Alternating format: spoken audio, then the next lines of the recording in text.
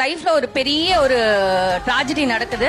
நான் அதை சொல்ல விரும்பல. எனக்கும் என் கணவனுக்கும் ஒரு பெரிய பிரேக் நடக்குது.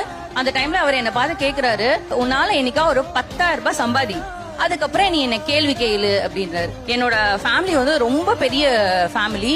என் அப்பா கவர்மெண்ட் ஸ்டாஃப். இப்படிப்பட்ட ஃபேமிலில இருந்து ஏர்லி மேரேஜ் ஒரு நம்பிக்கையில நம்ம கல்யாணம் பண்றோம்.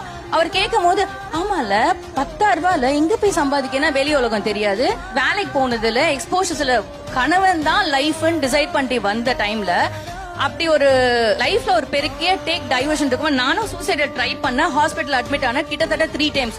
ஒரு பொண்ணு அது மாதிரி ஒரு டிசிஷன் எடுக்கிறானா அவ்வளவு ஈஸியா எடுக்க மாட்டாங்க.